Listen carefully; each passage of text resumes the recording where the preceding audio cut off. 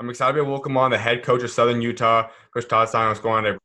We're having a blast up here, just getting ready to actually get back on the floor very soon. So that's encouraging. Absolutely. And Coach, I mean, you've been able to achieve a lot to get to this point, coming off a very successful year, but let's go back to where you started. I mean, you're still a pretty young coach overall, but you've had a long journey to get to where you're at. Just kind of take us through where your starting points were, or back as a JV coach and work with a community college. Yeah, so way back when, very early on, I knew that my future was going to be on the coaching side of things. I wasn't a great player, and growing up, um, with actually have a disease that's in the family of the muscular dystrophy family of disorders, and so knew very on that you know being a very good player wasn't my calling. So very was able to shift to coaching, and so got started while I was 20 21 coaching some JV basketball, getting on the floor and working on our craft. And from there, after college, just had an opportunity to go out west and made our way out. Just for about 4 years of kind of grinding, trying to work a way in and working for free, working for camp money, T-shirt here and there, from between Pepperdine and sliding over to UNLV, getting in the film rooms for a couple great basketball minds in Paul Westphal and Lon Kruger, and being around many elite level coaches on both those staffs. Four or five of those coaches went on to being Division I head coaches as well. So it was a great process, and going from there to Findlay Prep for 7 years. Me and a group of us, we were there from the ground up, built something from scratch, kind of and kind of did it with our own way, our own method, and said, hey, let's try this.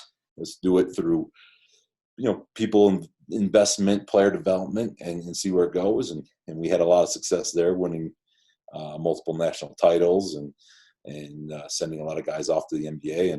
And so that was great. And then moved back over to UNLV and spent time there as associate head coach and then an interim head coach. And then had this opportunity here at Southern Utah. So, yeah, it's been an interesting journey, hard one to probably map out and say this is how it was going to go. I was never one of those guys that said, boy, I can't wait to be a head coach. If it happened, it happened. If it didn't, I just wanted to be a part of winning programs, and kind of fulfilling our mission. And that's one of the reasons I was at Findlay for so long, especially in an assistant role, because we had something that was a worthwhile cause and we were doing it the right way. And now we turn around and, had some opportunities, and here we are. So it's been a fun journey, a lot of hard work, a lot of head down, just trying to do the right things and see where it takes us. So that's kind of been the story of our journey. One place I really want to touch up on is the Findlay Prep place. I mean, that's prep basketball. It's kind of the place where we see hundreds of prep schools all over the country now for high school basketball. And you guys were one of the founding teams, Montverde, IMG to a degree, you guys. What was it like just kind of creating this prep world and seeing what it's turned into now? Yeah, it was interesting. We had it was something that was so foreign back in 2006. It wasn't the concept wasn't all that common, for what we were trying to do in terms of creating a basketball centric program that was also part of a school. Mm-hmm. And so it was something a little bit unique. And I think several of the meetings and talking with some folks with the NCAA and everybody, really changed the model because it became so many spinoffs, and I believe in that model, and to a great degree. I think there's so many good things that come out of building what we built there in terms, and if it's done right, the fact that guys get to a chance to be away from home, get that adjustment period. You're going against other elite players, playing a national schedule. You're having to make a lot of the adaptations that normally would come in a freshman year. You're doing it at the prep level, and so the model I think has certainly been good for basketball overall, and I love the traditional high school experience and all of that, and we generally stayed away from that at that time. But the model's changed for elite athletes. I think as you see some of the state associations and different things that maybe aren't quite focused on the elite level players and what they're allowed to do, I think it gives a viable alternative. And so it's been fun to see the result here 14 years later of what it looks like. You know, being a head coach, leading these recruitments, leading all this, when you look at a player that does play national schedule, goes up against the best every day throughout the year, how much more appealing does that make a prospect to you? Well, especially for us, it's a lot about who you are recruiting from. There's so many great programs, great coaches, and as a coach at this level, with all of our time restrictions and even the players aren't quite as patient as maybe the process takes, and so that ability to be ready very early is important for everybody involved.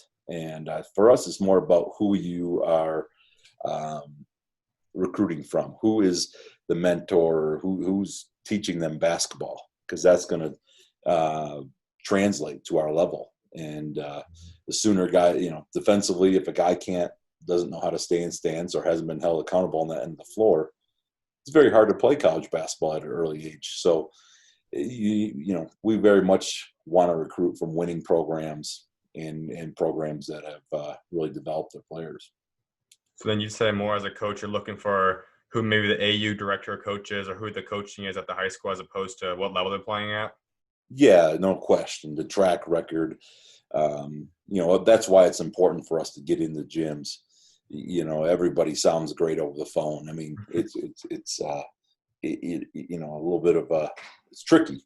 It's tricky, and it's so much easier if you can get in the gym and say, okay, I understand, what's his game is going to be, pretty tightened up because he was not allowed to do this, or here's what the system is. Here's how we can expand on, what this player's game is about, and that's where being in the gym is such a huge part of the evaluation tool is understanding the system, understanding the coach, because that'll tell you a lot about the player.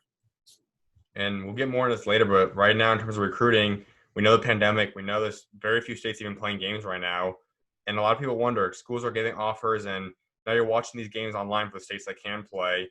How much are you truly valuing the gameplay that you can see online right now? Yeah, I mean, I think just because you don't get enough of it is that the ones we do watch, you're really focused on, and going back watching,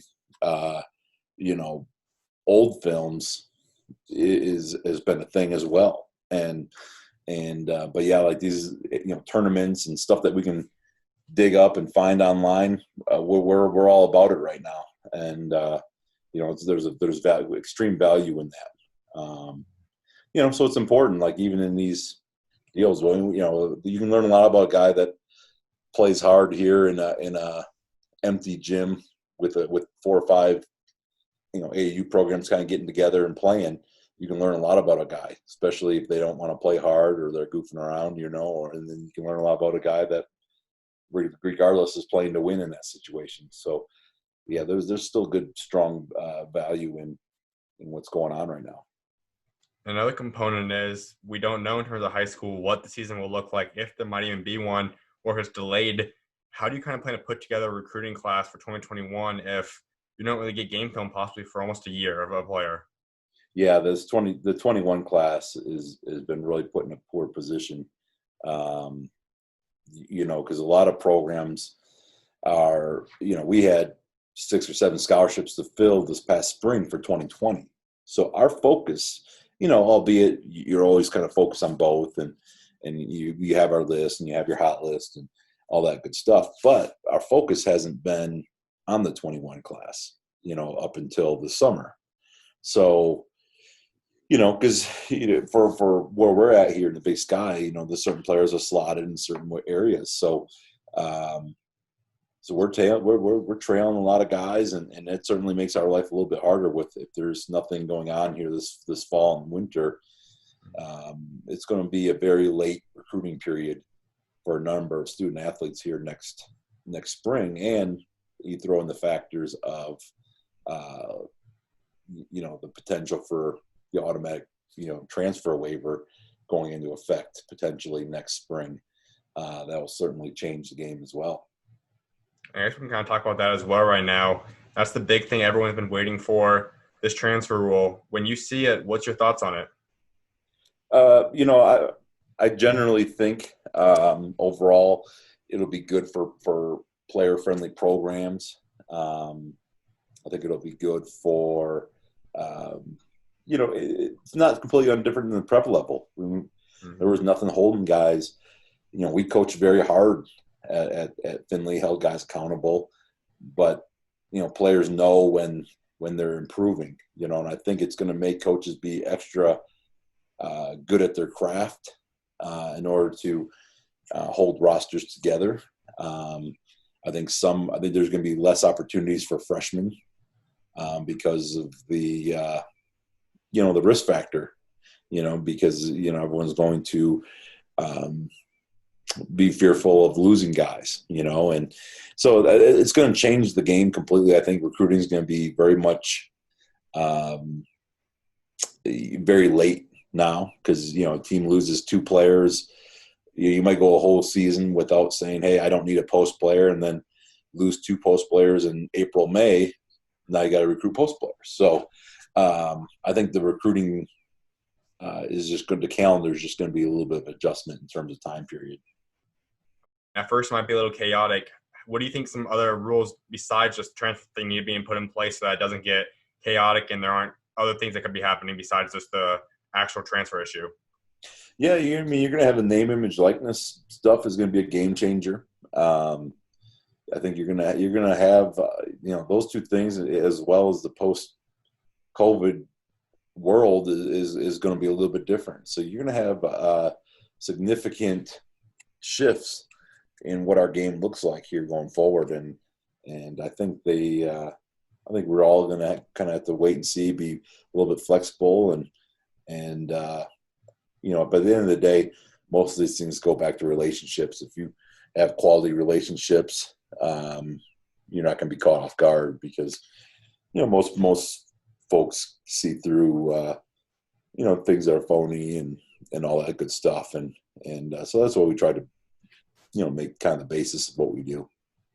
Without doubt. Before we get into your Southern Utah career, let's talk one more thing about Findlay Prep. And we know that was one of the biggest, if not the biggest, prep school out there. It's no longer in effect. Can I talk about what happened there, if you know, and just kind of what happened to the program overall? Yeah, it's a tough deal. Obviously at the private school level, they got new ownership from abroad, is my understanding, and anytime you with private schools, there's always turnover and administration and ownership. They can take things in a different direction in a drop of a dime. So I think they got kind of caught up in that, and which is too bad. It's just part of the deal, part of the risk of being at some of these private schools and tuition-based programs. So, but it was a heck of a run. It was really unparalleled level of success in terms of producing professionals at the highest level, and the training and the fraternity that was created amongst those players was spectacular. And we had a great run. It was a lot of fun. It was just kind of schedule everybody. Everything was a road game, play all over the United States, and those kids got really mentally tough. And I think that's part of the success of what we did and why they were successful beyond there. And you've coached many great players throughout your time there's some college experience as well. And you kind of talked about earlier, mostly the biggest thing about prep school is that they prepare guys for the next level. You personally, when you see a guy that played a national schedule, can you see kind of the difference of a guy that did that in college when they come in as a freshman? Yeah, because it's a different in speed. There's at the prep level, a lot of times, especially when you're talking about the highest levels of it, you have a lot of guys that are going to play much beyond that level, and you also have a lot of times shot clocks and a little bit more of a college simulated environment. And Joe average high school, you might see a 6'1" center on a team versus a lot of these prep schools, you're going to see college level size at that rim, and that changes the game completely for guys. That's a huge adjustment. The speed and length that you see at college is dramatically different than the high school level. So your margin for error gets way less, and I just think it's a quicker transition if you've seen it before. And I think that's one of the major strengths of playing, and some of it's just in practice. We've had elite level guys make the NBA that didn't average a point a game at Findlay, but you could see them grow in practice playing against high level players every day. Absolutely. So you go back to UNLV for a little bit, interim head coach, and that's where you get the head coaching job at Southern Utah. And you're one of the younger coaches. I mean, to be in your 30s and have a head coaching job is not a typical thing. What was it like to be able to achieve that accomplishment as young as you were? Everything kind of happened a little bit fast. I've always spent a lot of time and try to pride myself in being organized and saying, hey, if something were to materialize, this is what I would do. This is kind of my preparation readiness.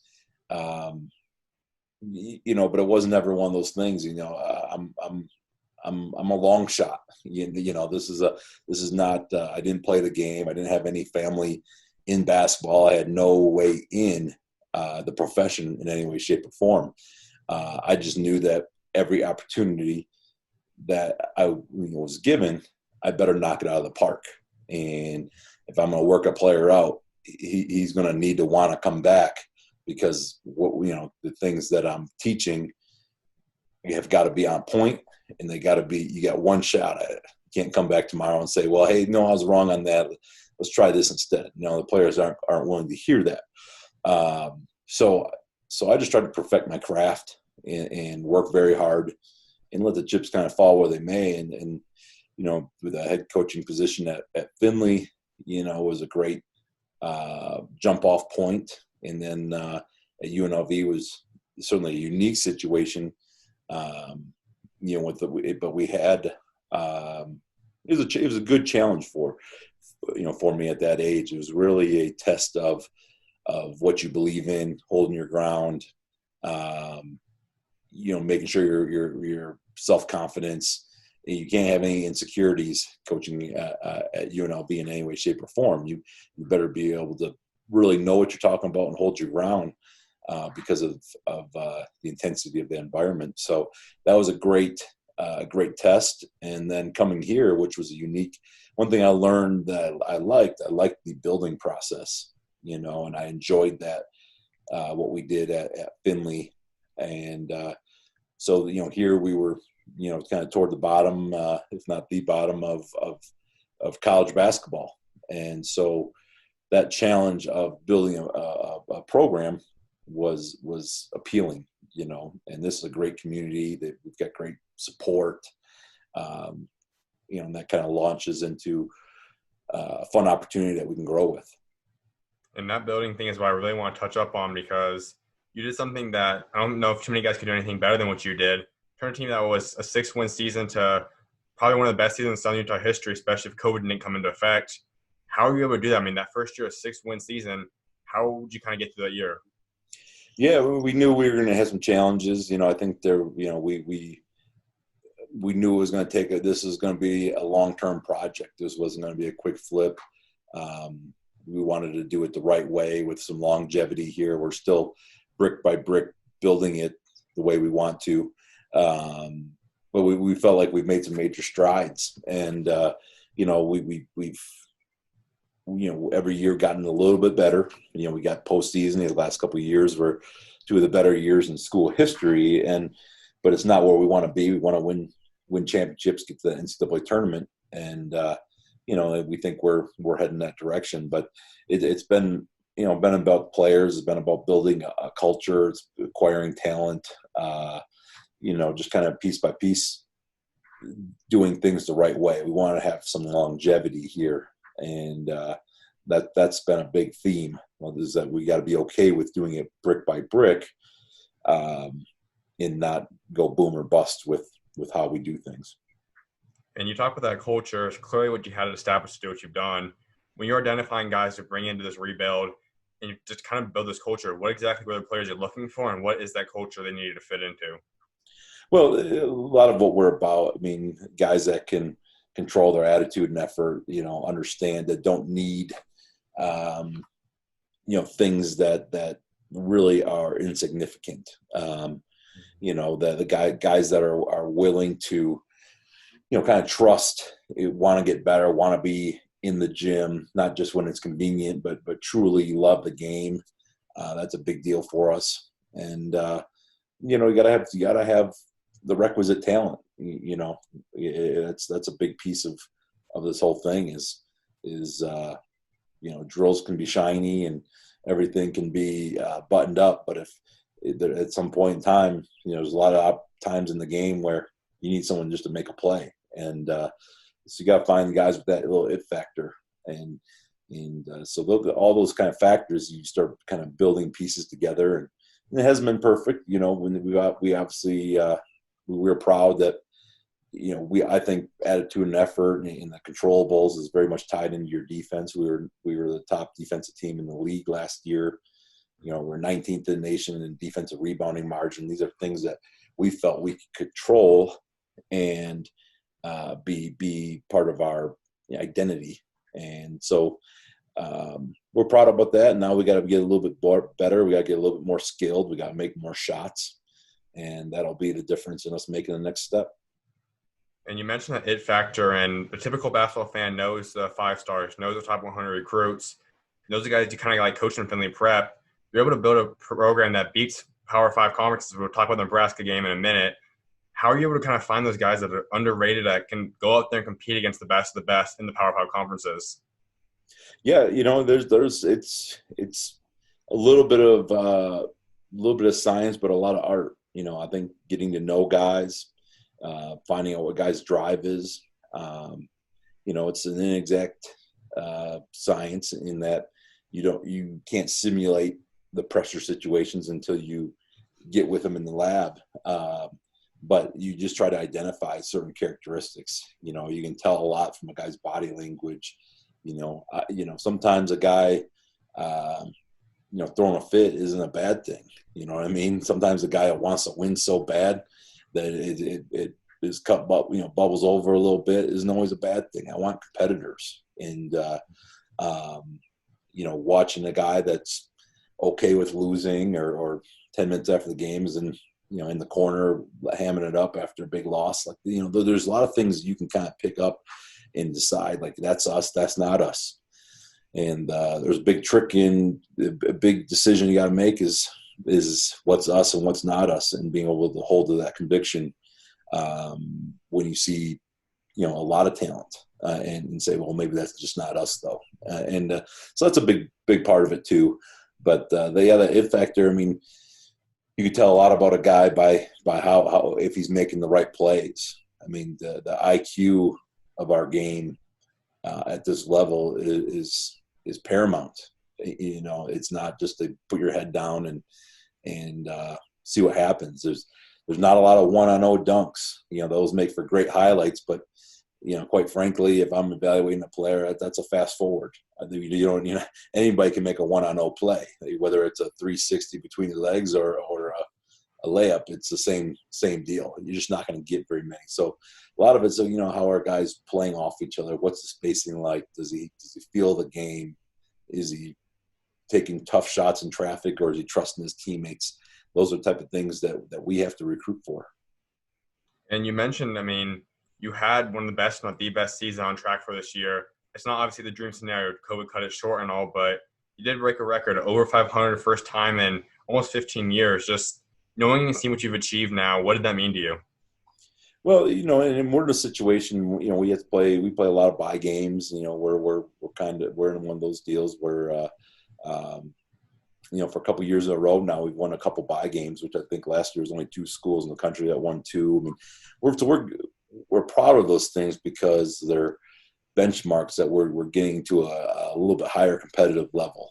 We've got to stay healthier.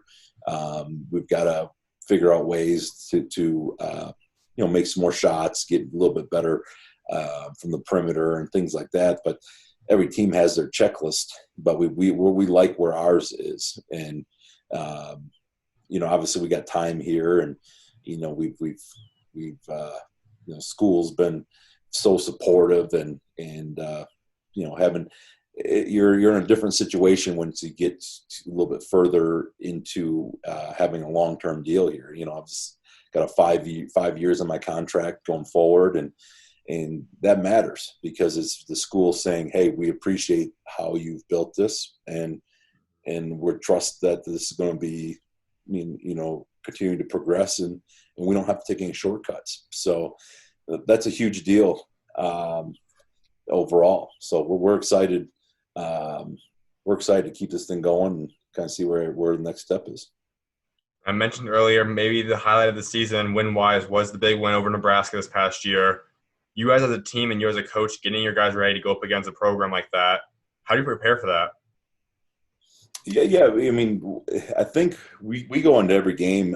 One of the things that we spend a lot of time on. I just think there's such an advantage to the mental piece of this game is really where it's at. If we can get our guys playing extremely confident, very well prepared, we're going into all these games to win, and our guys are angry after losing at UCLA. They're angry at losing at BYU, and we expected to win against Nebraska. And that expectation, I think, when you're building a program, you go from expecting to lose to hoping to win, and then an expectation to win. And then hopefully now we get to the stage where there's an expectation to compete for championships. And that's why we're the battle we're fighting, but that was a good Nebraska game. And some of these games that we've performed well in our steps that, hey, we can do this at a little higher level. And as you guys keep doing what you guys are doing, we see these mid-major, low-major programs like Gonzaga have done it now for a long time, San Diego State, Nevada, UNLV, all these schools that are big, but they really make the name to the next level by having successful runs, getting some top players start wanting to come there. As you start to get more and more interest from people, how do you look to continue to build the program and take it to the next level? Yeah, I think the next step, obviously we're excited about the class that we have coming in.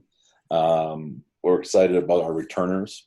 And, as guys have good experiences here and are able, one of our missions is to put our guys in position to continue to play the game for money, produce pros. And as more and more guys have that success, I think the word starts to get out like, hey, if I go to Southern Utah, it's going to open some doors for me. It's a fun style of play. Coach is going to let me have a little freedom. We're going to get up and down the floor. We're going to play a lot of people. And I think those are important, attributes that are just going to kind of become synonymous with our program as we have more success. Absolutely. You mentioned the extension. You're not locked in through the 23-24 season. Just having that security now, knowing that you have this time that they want you to keep doing what you're doing. What's some of the big goals you have set for your team and yourself over the next few years? Well, obviously, conquering the Big Sky is a big deal. We've had some good non-conference success. Now we've got to translate that to the second half of the year, and we'd be able to get over that hump. And then we want to win tournament games here. We want to get in that tournament. We also want to win games. We want to get this program significantly. On a different level, and we have an opportunity to do that. We and we have to get our guys to believe, and then it's just about finding the consistency for it. Without doubt, coach. And a couple more things before I let you go. One is, I mean, you are a coach that a lot of people are going to start looking at as a coach that's one of the top coaches in the game for what you've accomplished now. I mean, down the road, would it be any consideration to possibly look at a high major job if they came after you? I don't get too far ahead. I mean, it's always cliche. I'm a big believer that you make the big time where you're at, and so every day that I'm here, I think there's two types of people in this world: guys that are always kind of looking for that light at the end of the tunnel, and the guys that keep digging. And I like to just keep digging and see, and every day just walk out of here like, hey, we gave it our all today. And if you just stack enough of those days together, opportunities will come. But we love Cedar City. I have 4 kids that enjoy this community. It's a great place. We have great fan support building up. We're getting upwards of 1,600 students at some of these games now, and so the environment. I'm a big why not us? Why can't we take this to another level here, and make this the destination? So that's kind of my mindset. And I've got a great president, a great AD. We have some awesome people in positions around our program. And it's taken a while to kind of get things the way we want it, and not super interested in abandoning all that hard work quite yet, because I think the fruits of our labor are just around the corner. Absolutely. And now you approach your 5th season. It's going to be a new year, as everyone doesn't know what to expect across the country in every aspect of life. But you start getting guys back in the next couple of weeks, getting back on the court. How excited are you to get the season going? Well, we really like our team. We really, really like our team. We've got significant contributors back. We have significant additions that we love. So this is kind of the year. This is what we've been talking about for a while. Is we felt like this is kind of the year where we got nice foundation pieces complement each other pretty well, and so we're just crossing our fingers that, hey, we get this thing off the ground and rolling, and we get a non-conference schedule, and we get to play the whole thing, and get to do it right. So we're just hoping, crossing our fingers like everyone else, but it's out of our controls. We don't really worry about it too much. And my last thing in terms of this upcoming season is, a lot of people wonder, injury-wise, kind of getting guys back, ups and downs, and not knowing when games start, how far apart they will be, whatnot. How do you kind of plan to maintain the injury aspect of guys coming back? Yeah, we're going to have, we're going to follow the guidelines here and try to just do the best we can with it.